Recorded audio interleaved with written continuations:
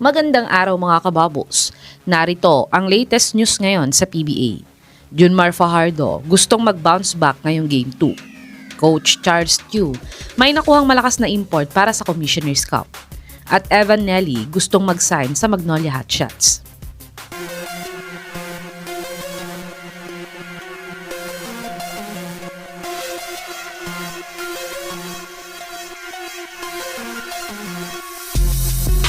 Natalo ang SMB sa Game 1 ng PBA Finals. Pero si JMF ay hindi naman bumaba ang production dito dahil siya pa din ay nag-double-double performance na may 24 points at 17 rebounds sa kanilang pagkatalo. Pero ayon nga kay reigning PBA MVP ay malaki nga daw ang hinabol nila sa first half at natalo sila pero sa second half naman daw ay panalo nga sila kaya't kailangan nga daw nilang mag-bounce back sa Game 2 ng serye nila kontra TNT. Sa tingin mga kababos, may tatabla kaya ng SMB ang series nila sa Game 2 o masaabante pa ang TNT? I-comment nyo na po yan sa baba. Tumungo naman tayo sa balitang nakakuha daw ng malakas na import si Coach Charles Tiu sa Commissioner's Cup. Ang Phoenix team nga ay nag-rebuild ngayong off-season nila sa PBA dahil nagtanggal nga sila ng 6 na players at binago din nila ang head coach nila. Kaya't parang totally rebuild ang ginawa ng management nila ngayon. At tinatarget pa nga ni Coach Charles Tiu si Greg Zila na makuha.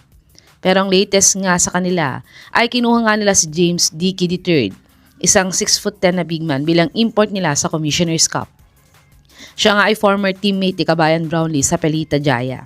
At siya ay nag-average ng 13.7 points, 11.3 rebounds, 2.4 assists, 1.9 steals, 1.2 blocks, 61 field goal percentage at 50% free throw shooter sa kanyang 2025 Pelita Jaya season stint. Kayo mga kababos, ito na kaya ang import na magdadala ulit sa Phoenix sa playoffs? I-comment nyo na po yan sa baba. At dagdag balita nga sa Phoenix Fuel Masters ay pinakawalan na daw nila si Evan Nelly sa free agency. Si Nelly nga ay na-trade sa Phoenix last PBA off-season. Pero one conference nga lang siya tumagal sa Phoenix dahil ayon kay Sir Snow Badua ay na-release na din daw siya sa unrestricted free agent list ng Phoenix. At dagdag pa ni Sir Snow Badua ay sa Magnolia Hotshots nga daw ang matunog na gustong kumuha sa kanya ngayon bago ang Commissioner's Cup.